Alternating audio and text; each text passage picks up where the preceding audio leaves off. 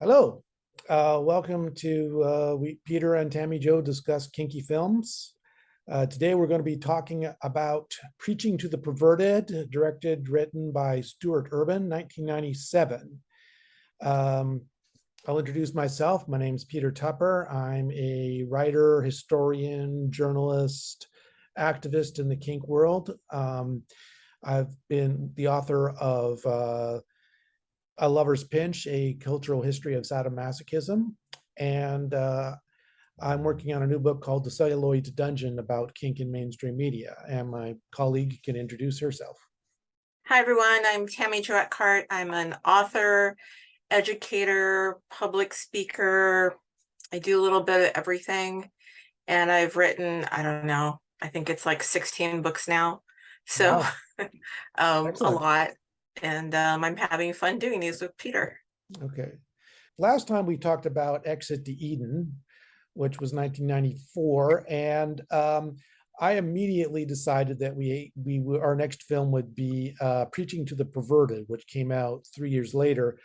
And it has a lot of it has a lot of DNA in common with Preaching to the Perverted. They're both romantic comedies. They were both sort of like, at least in part, intended to introduce kink to the mainstream. They're both about men who fall for dominant women. Now have you seen this before, TammyJo? Yeah, I saw it, I don't know, probably like, honestly, like 2001, 2002. Yeah. As part of an event for a group here at the university that I used to be part of. Mm-hmm. So what was your initial reaction, if briefly? I mean, initially I thought it was okay. Mm-hmm. I thought it was fine. It was certainly better than some of the other movies we were seeing. Yeah. With that club. I mean, people are going to go nuts when I say this, but I am not a fan of things like The Piano Teacher or The Secretary, things like that, Crash, because I think that they show a psychological problem, people with psychological problems who are kinky. And so this at least doesn't have that. And so I prefer something that's kind of free of some of those stereotypes. Yep. Though I would say this entire movie is about stereotypes and and people's perception of kink. So. Yeah. Now I think we should talk a bit about Operation Spanner to put this movie in context. So in the 1980s, there was a lot of homophobia and anti-pornography movements in the United Kingdom. Starting in 1987, one of the most best known of this was a case called Operation Spanner, and this is when the police acquired videotapes of gay men engaging in BDSM play. And they were trying to squeeze this into a child exploitation narrative. Even though there were no minors involved in this, these were all consenting adult men. These videotapes were being circulated among a group of friends in England, and no one was involved injured enough to need hospitalization. There was some stuff like, there was some, genital piercing and things like that. So this became quite a celebrated, well, not celebrated, but a famous court case. There were went through several courts, United Kingdom, and even reached the European, I believe it was called the European Human Rights Tribunal.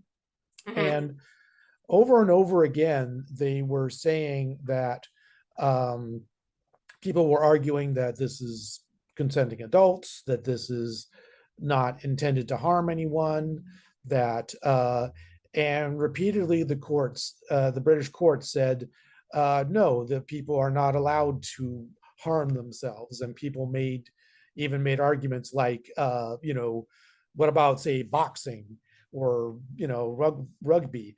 And, they explicitly said manly pursuits are excluded.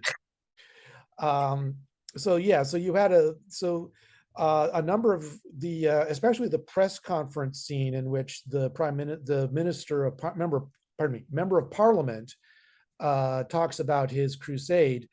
A lot of that is pretty much directly quoted from Operation Spanner. In the Um, movie, the yes, scene in in the the movie. movie. Yeah.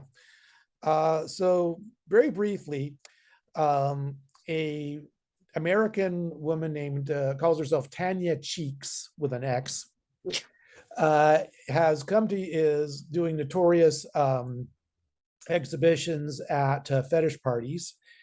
A tabloid journalist for the Daily Mail, MALE, which is a reference to the real world right wing tabloid, the Daily Mail, MAIL, sneaks in, gets photographs of this, and does the front page story saying, American smut goddess or something to that effect.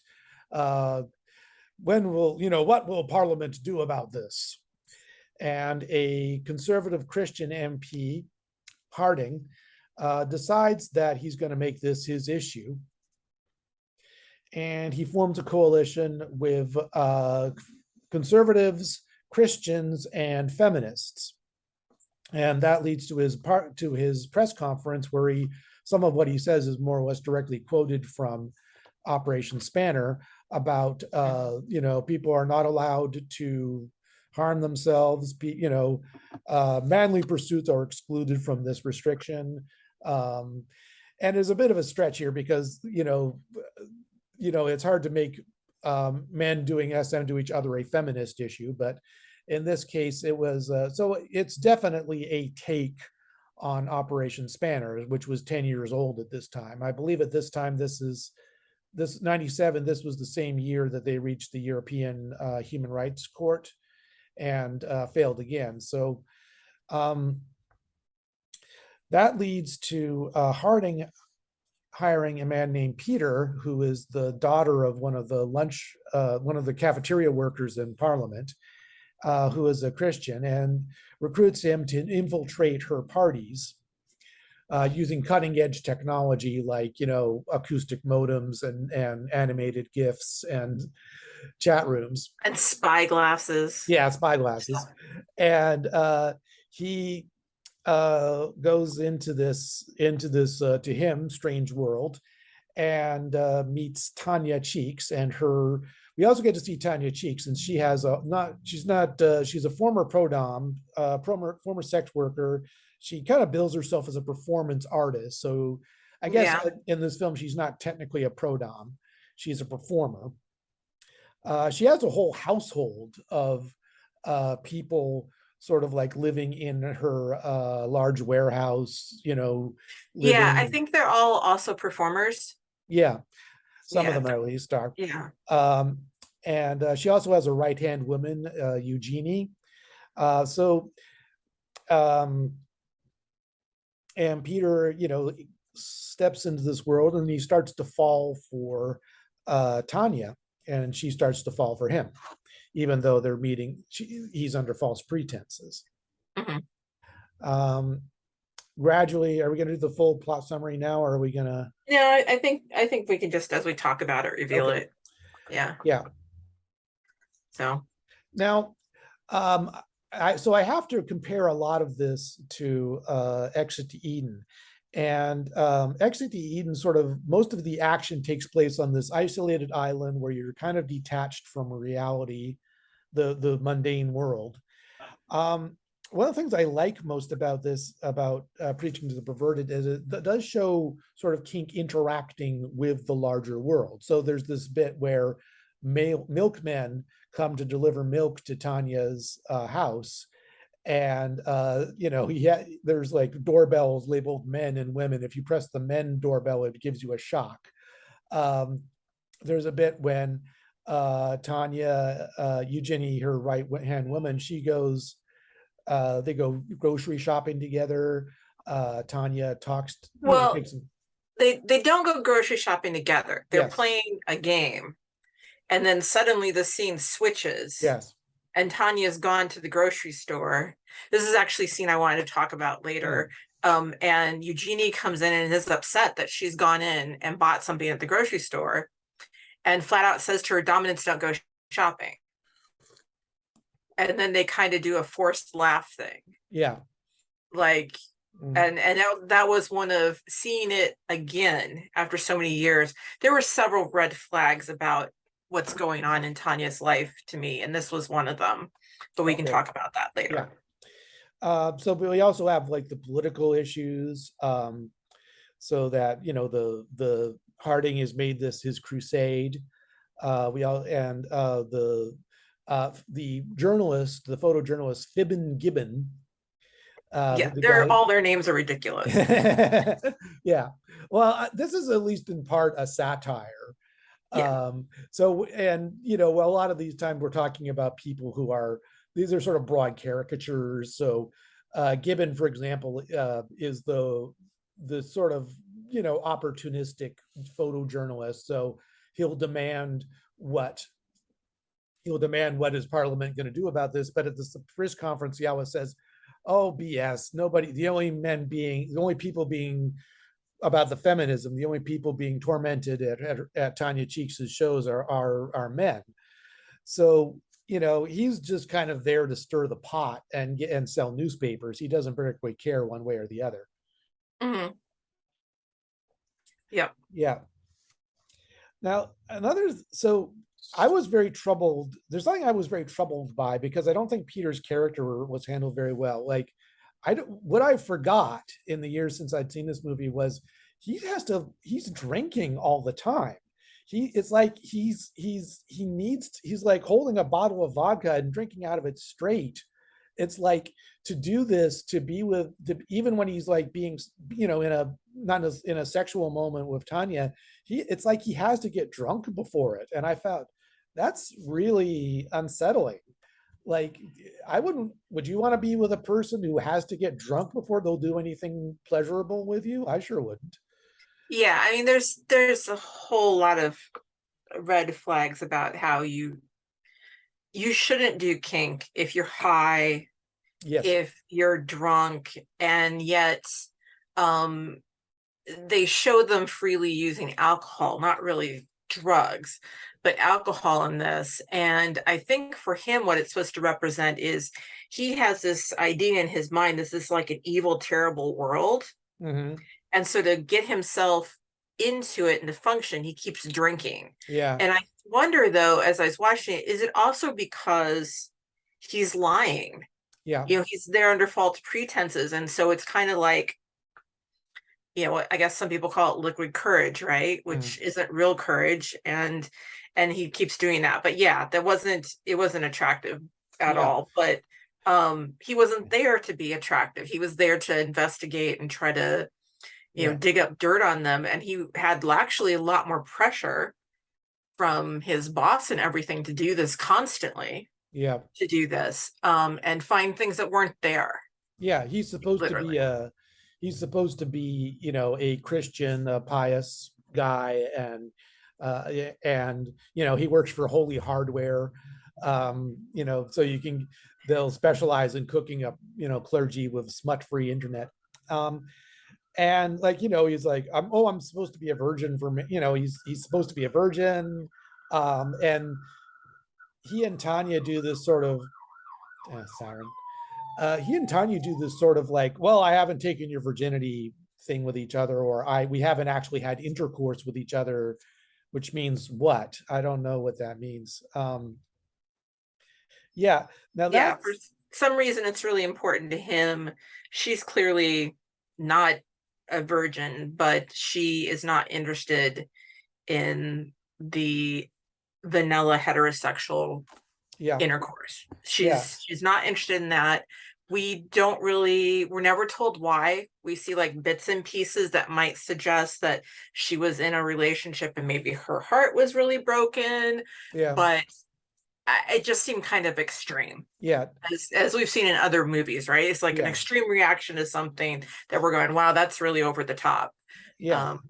Like Tanya, like we get this backstory. We have scenes of her like looking at home movies from when she was a kid, and it looks pretty wholesome. So there's no, I mean, like Eugenie says, he looks like an abuser, but Tanya doesn't say anything to that. So I don't know. Yeah. But she says, at one point she says like, no penetration ever to this guy. And in fact, she says like, my clit ring can give me more pleasure than your cock ever can. Um, and I felt this almost felt a bit like a caricature, somebody's idea of a dominant, of a female dominant.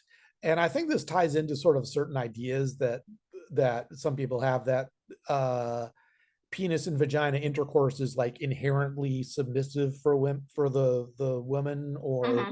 things like that. And I don't think that's necessarily the case. So her, literally yelling at this guy, no penetration ever, is just, that felt very over the top. I mean, if they justified it a bit more, um, maybe that would have Yeah. made sense. Yeah. Yeah, I You guess it's a, asked this before we watched it, and I had some thoughts on it. yeah. It can seem over the top to us because we're more like, we've worked through issues. We've been in healthy relationships. But if you stop and you think, for millennia, women and men both have been told that women are naturally submissive to men, that men will hurt you. And the number one way that a man can hurt a woman is to rape her. And Mm, so I think it makes perfect sense in that context, whatever's happened to her, that she's taking all those cultural messages we get and she's just like, well, then I'm not going to do it. mm, I'm not going okay. to have it at all around me. So I think it seems really over the top to us, but I Yeah. believe it comes from these things in our culture Mm, already. yeah.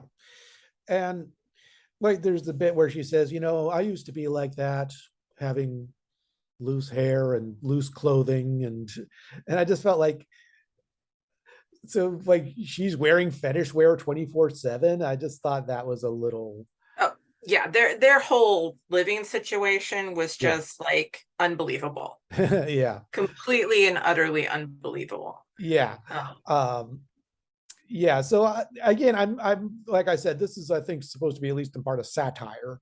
So, um, yeah. So Tanya's like, I think, feels more like a caricature of somebody's idea of a female dominant than a more realistic exploration of what, um, So like, there's a bit where, um, but also, like, I think the idea that she has intimacy problems in general, because Eugenie is her gal Friday or whatever,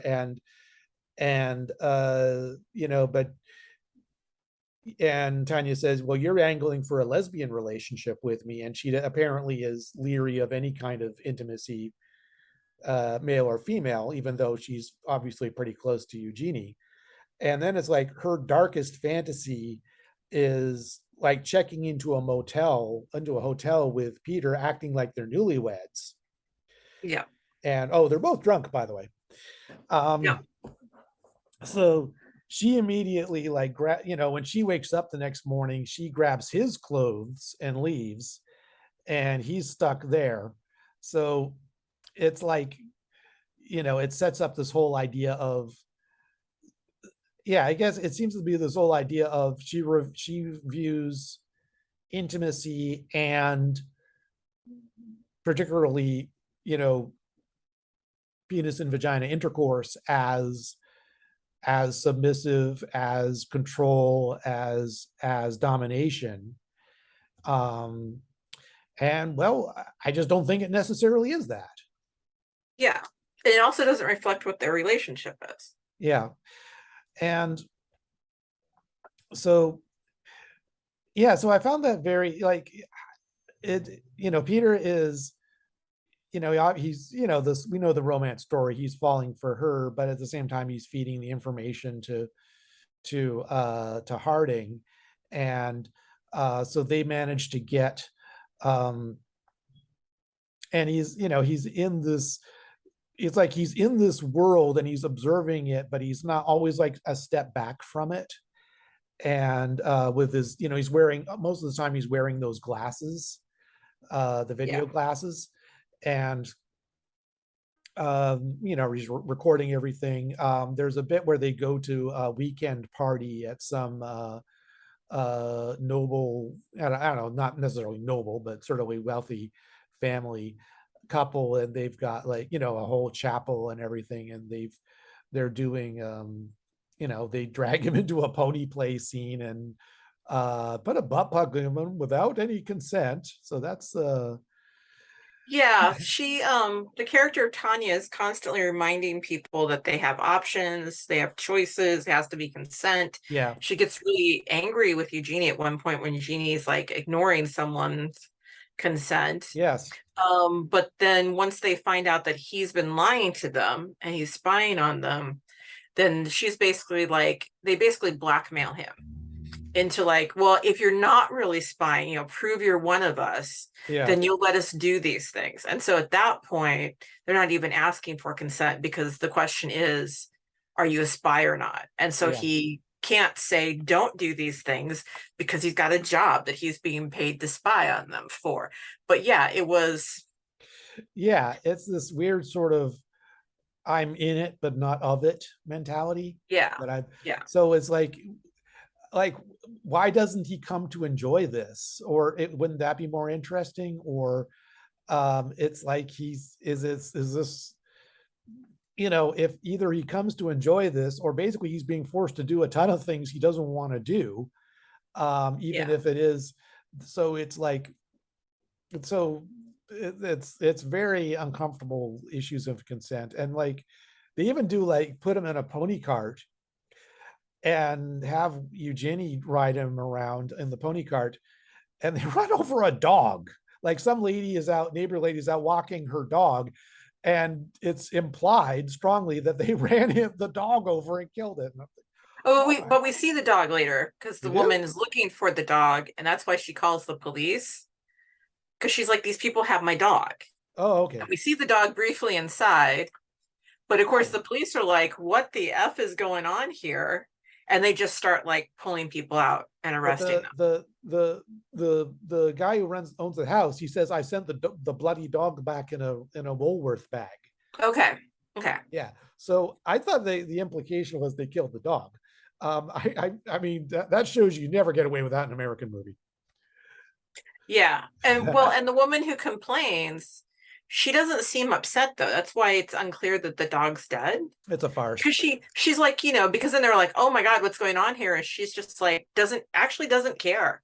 Mm. You know, she doesn't actually care that there was a mostly naked man being driven. She cares about her dog. Yeah. And, you know, she doesn't care about what's going on in this couple's estate. She just wants her dog. And once she gets, Yeah. you know, But hears that, okay, we're sending it back to you, then she's like, okay. And I'm just like, what? but then we still had the police show up Yeah. at the estate, Yeah. and with the undercover setup and all that, and so yeah, so that was weird. That was a very odd moment. It's like basically saying, we're just having a uh the guy just said, oh, don't worry about it, I've sent the dog back. So that was a very peculiar moment. So um there's even a moment when Tanya gets annoyed at Peter and throws him out of her limousine.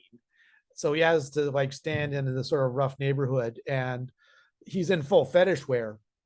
Yeah. And some toughs come over and sort of harass him and call him a poof, which is in English for homosexual. He has to run off and steal a bicycle to flee them.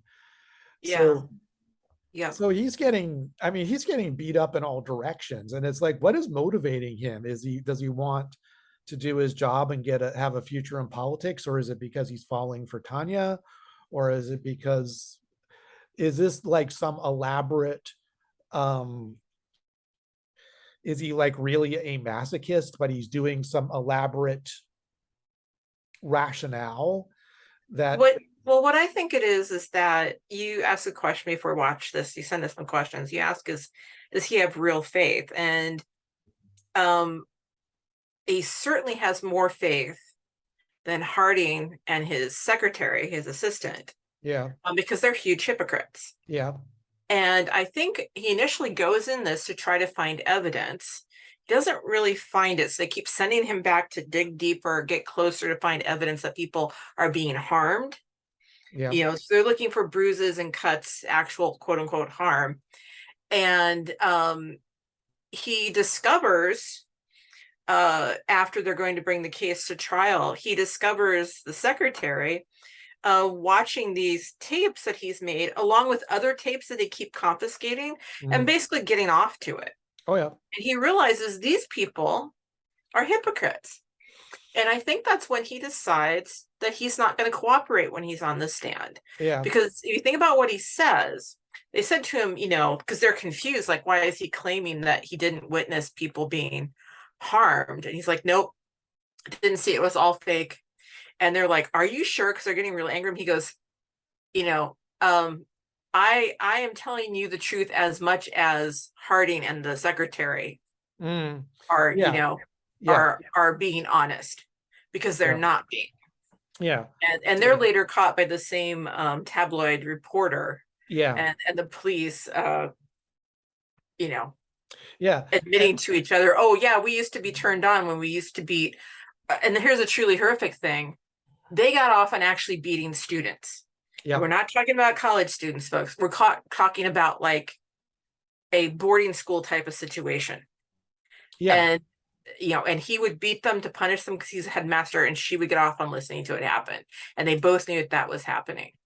Yeah. So they are far worse. Yeah. Than I think Tanya and her whole cadre of performers. Yeah. I think that now I think the movie is trying to say that they're perverts too. Everybody's driven by their libidos, everybody's and has their kinks. But I think it kind of falls down there because like these are, children. And what Tanya is doing is to consenting adults. So I think there is that's where the thesis of the movie falls down. Yeah, I think it comes down the side of these are hypocrites. These are just weird adults. Yeah. Yeah, and I think it's like, so, but is Peter a hypocrite? Because, is he doing this for faith, or is he doing this for because he's just coming up with some elaborate rationale for what he's doing? I think he's doing it because he wants to help their cause, and because it will make his mother happy. Yeah. Because she thinks this will get him a position, because she's like a cafeteria worker at Parliament. Yeah. Yeah. And so, she has a service level, blue collar job level. And she wants more for him. But he starts finding Tanya really interesting. But I don't think this man has a masochistic bone in his body. And I also don't think he has much of a submissive bone in his body. Yeah. He's just an unfortunate vanilla guy who's fallen in love with the woman who's in this world. And he has to make some adjustments if he wants to, be part of her life. And it turns out she got pregnant that first night, like you do. Well, that could happen. And he wants to be in his daughter's life. And so he kind of joins them, but not really. Yeah.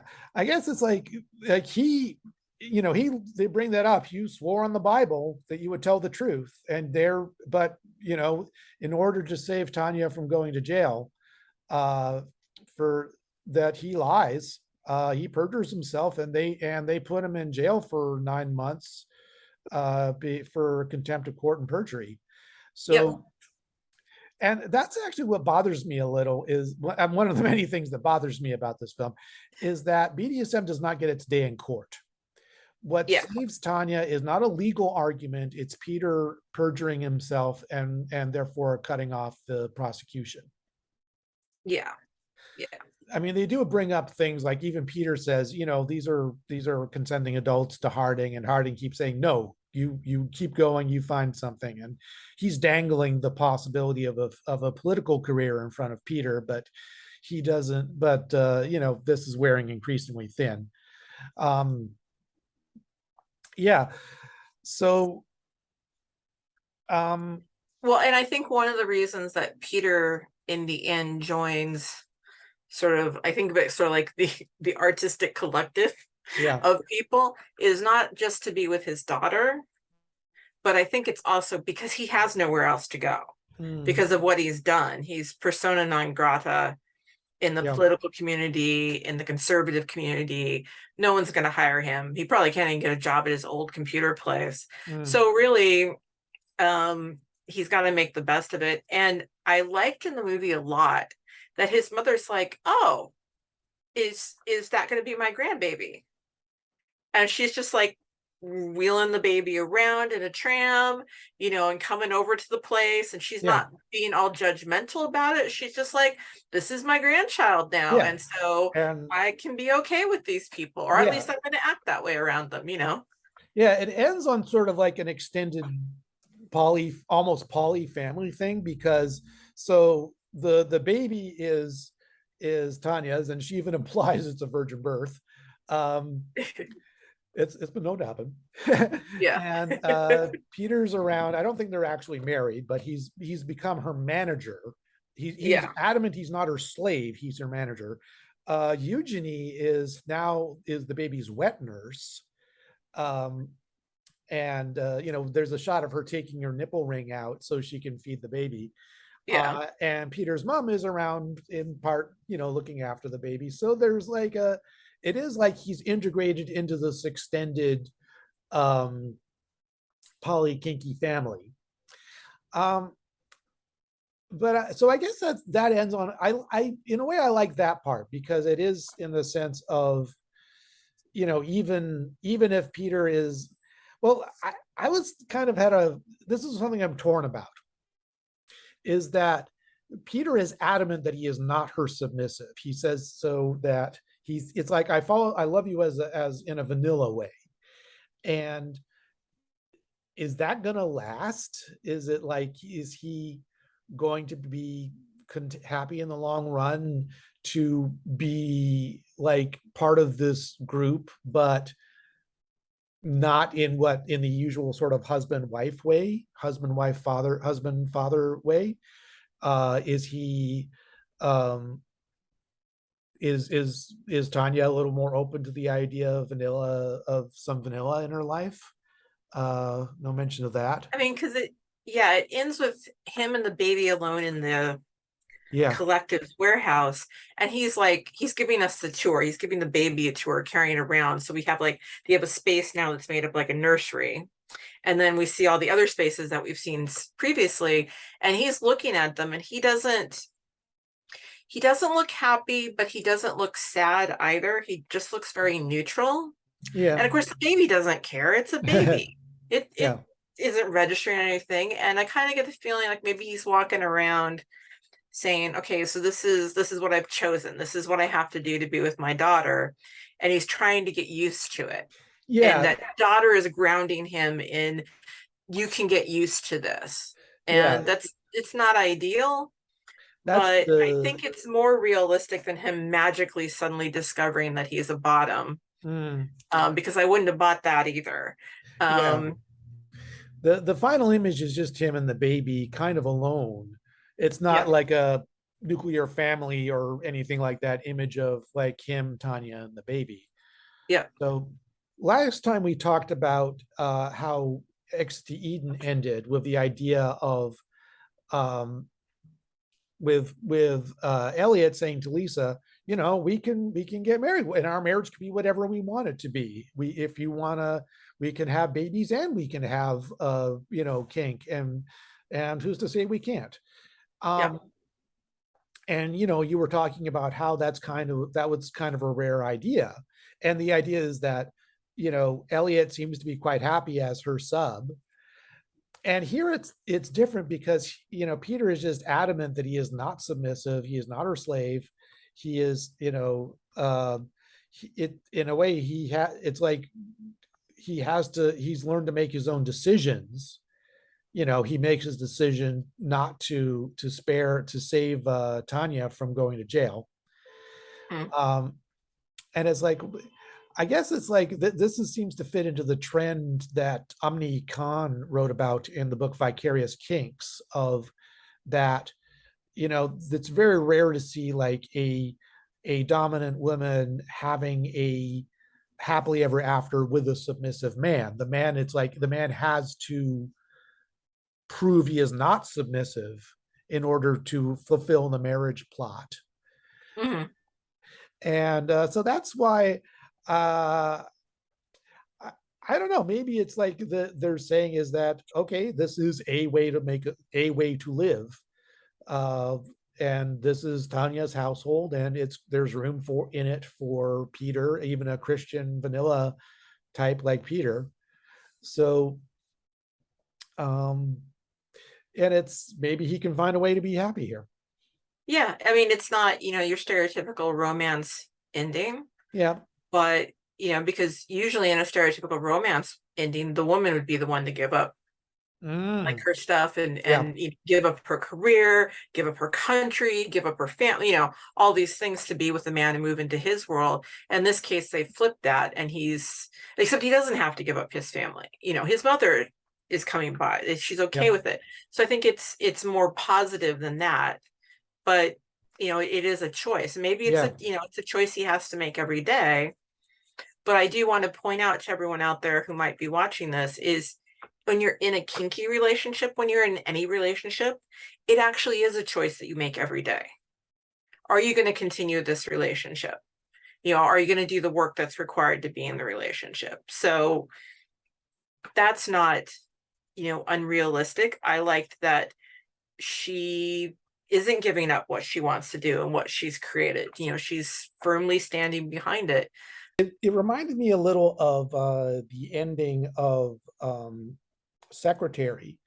So Secretary ends with Lee and Mr. Gray. They're, she's actually monologuing about how they're living, they look just like an ordinary couple in their suburban home. And, even though they're still doing kink, and she's like deliberately leaving a dead bug in the middle of their perfect bed sheet or something like that. Um, and what I like about preaching to the perverted is that um, Tanya is very adamant about this is my lifestyle, this is who I am 24/7. I have no interest in assimilating or being in the closet about who I am. She even says I refuse to compromise my lifestyle, even if it means going to jail. And so that's what bothers me a little about, see, like in both Secretary and 50 Shades, it's very, very private. This is what people do in this sort of little closed off environment that other people don't see. And here in Preaching to the Perverted, there's all these performances she does at these kink clubs. Um, she's like, we see her, it's apparently known that odd stuff is happening around her place, but she still gets her mail and her milk delivered every day. So, it's just like she's a part of the public world, not just the private world.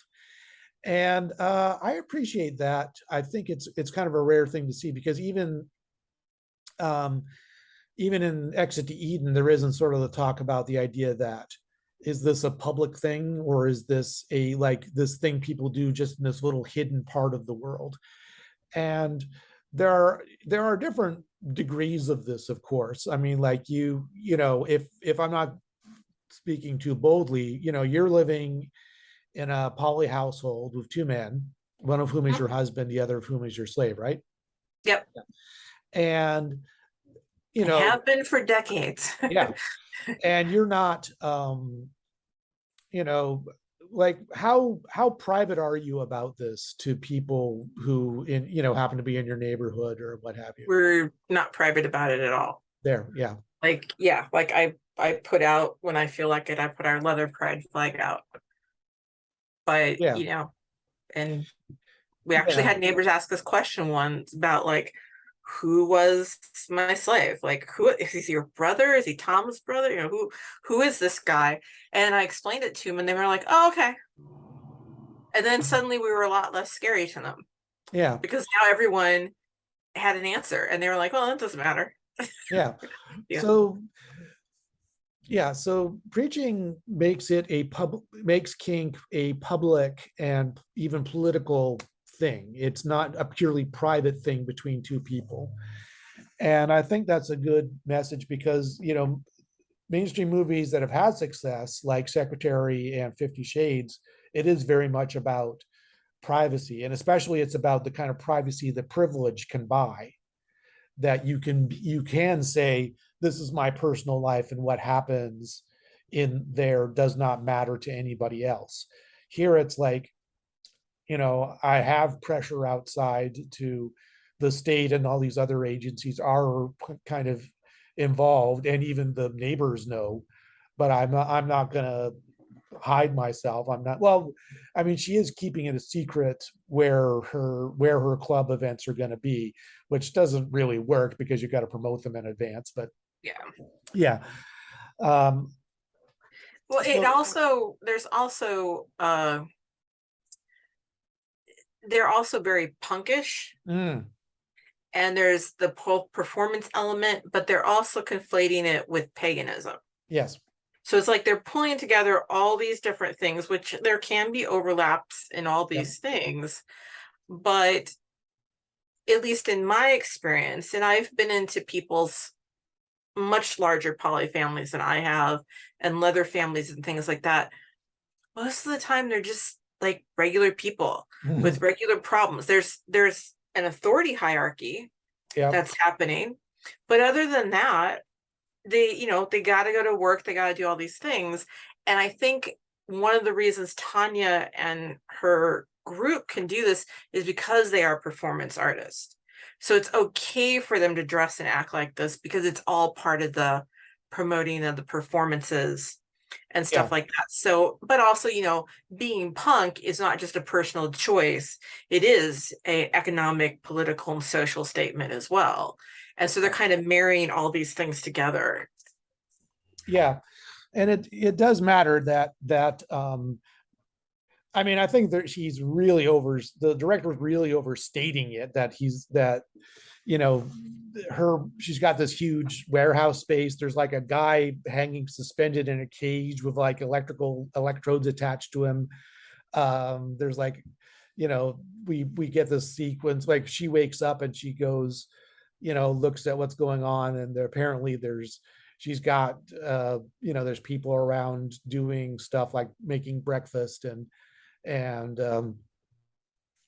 so I think it's like I think it is definitely tapping into the idea of like a punk collective or an artist collective where people are trying to live 24/7. And Yeah, she also says a couple times that in the movie, ever since she was a little girl, she wanted to be a princess over her own kingdom. And that's kind of what she is here. Yeah. Though, as with being a princess or anything like that, a person in authority, you do not have as much power and freedom as people who don't know what's going on may think you do. Like, with the conversation we mentioned before with the shopping, where Eugenie is just like, dominants don't go shopping. And we can't tell because the laughter is kind of uncomfortable. And there's a few seconds that pass there when they're assessing each other. And at one point, Tanya says, Eugenie, you're basically managing and running everything. Just take over. And Eugenie's like, I'd rather quit. And so at that moment, as I rewatched this movie, I was like, Tanya herself is trapped in this collective. She doesn't have any time to not be on. She has to be on 24/7, 365 days a year. Yeah. And that might be why she finds Peter interesting, is that he doesn't need her to be on. He doesn't want her to be on because he doesn't know what that really is, except this scary thing he's supposed to be investigating. So like the only time she can actually not be the dominant in charge of everyone, but also providing the service, topping to everybody, is with him. And I have a little problem with Eugenie because, again, going back to the supermarket scene, so Tanya's waiting there. Apparently she went to the store, got a bunch of stuff, couldn't pay for it because she doesn't have credit cards or anything with her. So she had to go like call for Eugenie to come and get her, come with the credit cards, I guess. And Eugenie says, the mistress should not go shopping by herself. But Tanya also says, well, maybe the mistress is a little tired of your menu choices. So Yeah. if is it like if you know if Tanya just wants to make a sandwich for herself, she's not Eugenie won't let her. That's I get the feeling very much that if she is not meeting their expectations, that she gets pushback. And that is a thing that can happen if you're in the yeah top role. It happens a lot, especially if you meet under, let's say, play party circumstances, first get to know people, or you meet someone in a role, or you're introduced at a convention or something. If you don't take the time to get to know the actual person, you create a sort of fantasy of what they should be like. mm, And when the actual person comes out, this is why long-term kink relationships are difficult, yeah because you can't be on all the time. yeah. And I think that taps into what we looked at when we watched Duke of Burgundy, Hmm.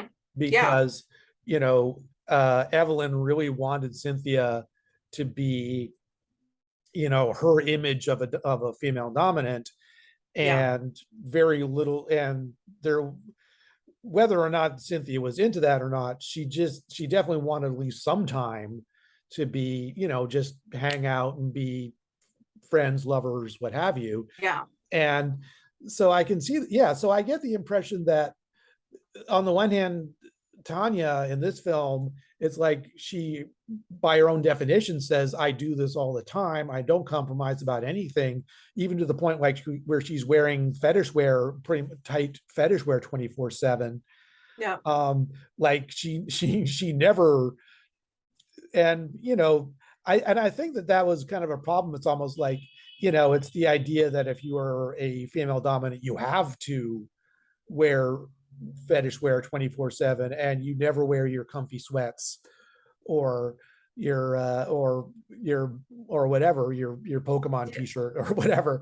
yeah, And so that's why I felt I had a that was yeah, I was a little uncomfortable watching that. It's like, you know, I almost felt like I almost wanted Tanya to sort of put Eugenie a little bit in her place and saying, it was like, sometimes I just want to get my favorite snack or something, and I don't really want to have to go through you to get it. And yeah, yeah, so being weighted on hand and foot like that might sound appealing in some cases, but it can also be like you're never let alone. And yeah, yeah, yeah. It's a workshop I've proposed, and other people have done similar things before. Learning to be served, training someone to serve you and then accepting that service, that is self-training. mm, That is a thing that takes practice, and it takes a lot of confidence. And it might not seem that way to people, but I think it's particularly true if you're born female or raised to be a woman, because a lot of times we're supposed to be of service to other people, mhm, and we take care of ourselves. And so if you have someone like make you breakfast or help you with your shoes or carry your bags or something, that can feel a little off. And you kind of have to rethink these things and reimagine them, because the flip of that is having someone do things for you can be spun as you're weaker than. So they mm, have to do it because you're weaker than. And so you just have to learn to adjust your mindset, say, no, this is because I decided I want this. I yeah, want this and I deserve this at the time. Um, but that can be difficult. And yeah, I live 24/7, but as you can see, I am not a fetish gear. I think you have witnessed me at my most fetish back in New York, yeah, when I had like thigh-high boots and a little, velvet dress and everything. And yeah, that was about as fetish as I got, because yeah, most of the time it was jeans and slacks, or yeah. Thigh high boots with low heels. yeah, which by Yeah. the way, folks, are really hard to find. Yeah. Yeah. So I guess again, going back to Exit to Eden. So like we get the image of Lisa as, the queen brought in, literally carried in to on a man's shoulders and laid, placed in her throne and all this. And there's the question of like, who is she outside of this? Is this her, and getting to know her outside of this, going into her personal life and her background. And I think this is a recurring theme we've seen in a lot of this, because going all the way back to um, Going Under.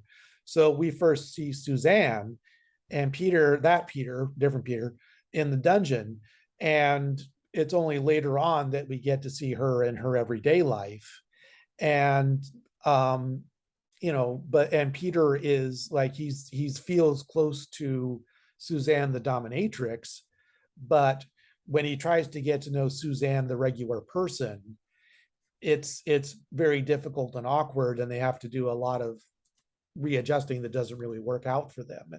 Yeah. So I think this taps into a whole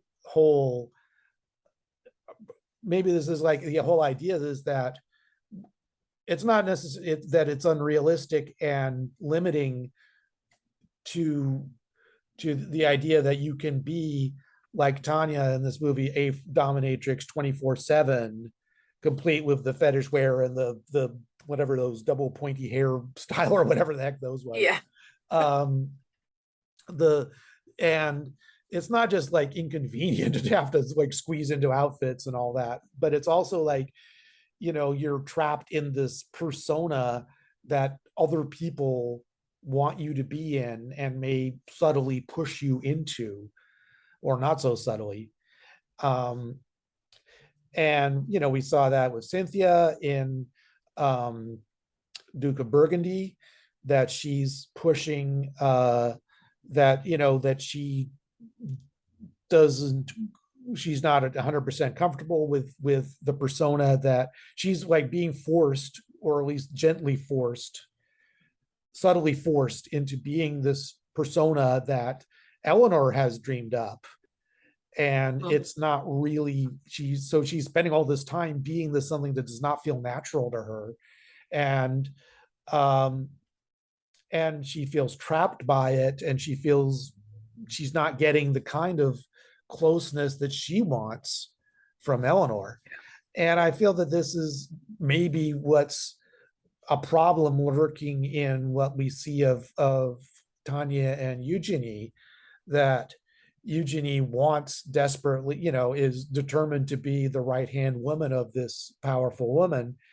And but she's got this idea about how Tanya should behave. And if Tanya deviates from that by, going and getting her own snacks, she's upset by it. Yeah. Yeah. It's also a similar thing we saw in My Mistress, with the woman who's trying to get her kid back, and she's Yeah. a pro dom on the side. And same thing. It's like this model, this role she's supposed to fill, but then everyone wants to like get the main male character wants to get close to her and know the real her. Yeah. And so yeah. Yeah.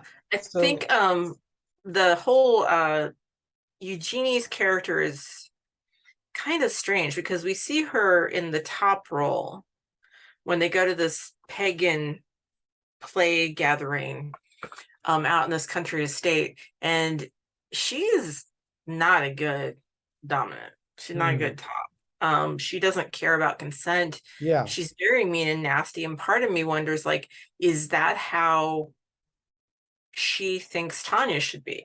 Is that how she Yeah. thinks it should be? And so that's why she's acting this Yeah. way. I mean, it's like, I believe it's like she's going to carve a tribal symbol or something on that woman's arm. And it's like, that's a pretty big step over to be, that's a, that's a big ask. And why do you really have such a poor understanding of consent that you're going to actually modify somebody's body without thoroughly establishing consent and everything with this woman? Have you not been paying attention? Yeah, Yeah, that was very odd. that was a very odd scene. It almost made me think that she was doing that specifically because by taking on that top role for this event, she suddenly wasn't getting any attention from Tanya, because Tanya's reaction is no, we don't do this. Yes. And you're going to be punished now. Do you accept that you're going to be punished? for it. And Eugenie actually seemed very happy about it. Let's not get into the whole thing about how that's not actually punishment, but Yeah. you know, it made me wonder if she did it then and there because she knew Tanya was there and she wanted Tanya So to kind of put her in check. so she's basically acting out to get Yeah. her the kind of attention she wants. Yeah. Yeah, you see, there's a problem. She's not, it's not enough to be her. She might say, Eugenie might say, I'm, you know, a selfless servant, but she definitely has expectations of what, of how she's supposed to be treated. And if she feels that those, that again, she's got this image of what Tanya should be. And if Tanya deviates from that, it's a problem. Yeah. Yeah. Well, there's not much else I want to talk about in this movie. Is there anything else? Let's see.